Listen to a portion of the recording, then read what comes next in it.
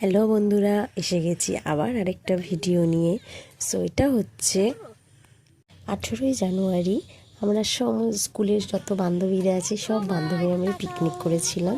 একটা বান্ধবীর বাড়ির পাশে একটা মাঠ আছে, সেখানে চৌবাগার ওদিকে, রুবির ওদিকে। সো এখানে আমরা সব বান্ধবী ছিলাম, শুধু দুজন মিস ছিল। একজন হচ্ছে বকখালি গেছিল, আর একজনের হাজব্যান্ডের সবে অপারেশন হয়েছিল বলে সে করতে পারেনি।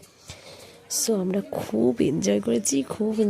আর এখানে সকালবেলা তাড়াতাড়ি চলে এসেছি, 9টার মধ্যে স্নান টান করে বাচ্চা নিয়ে। আর এমনকি সমস্ত বরদের নিয়েও করা হয়েছে, কিছু জনের বর করেনি বাট বেশিরভাগই করেছে।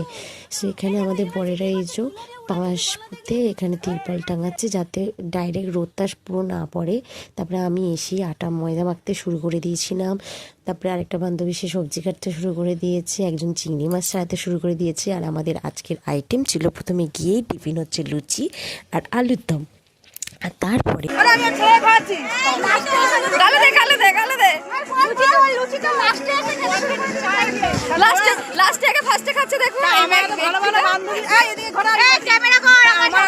বান্ধবীরা থাকতে তো আমাদের চিন্তা কিসে, ঠিকই একদম কি আছে।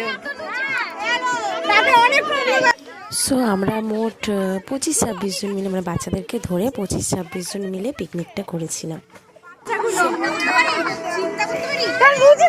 মেয়েটা সকাল থেকে এসে খেটেই যাচ্ছে, খেটে যে মেয়েটাকে একটু ফোকাস করি। সবাই খাচ্ছে, সবাই। তারপর আমাদের দুপুরের মেনু হলো ফ্রাইড রাইস, চিংড়ি মাছের মালাইকারি, চিকেন কষা, চাটনি, পাঁপড়, মিষ্টি, আর হ্যাঁ বেগুনিও আছে।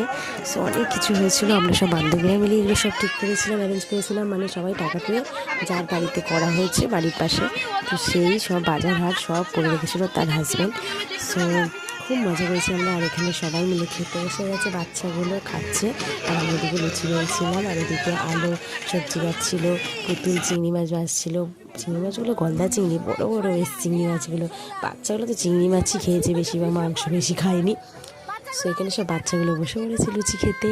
আর এখানে আমি একটু বলছিলাম হাই করতে, হাই করতে।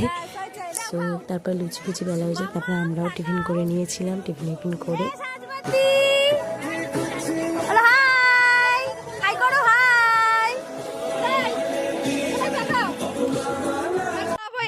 আর এই যে এখানে মানে রাঁধুনি রাখা হয়েছিল আমাদের, আমরা শুধু হাতে হাতে কেটে কুটে সবাই মিলে জোগাড় করে দিয়েছি।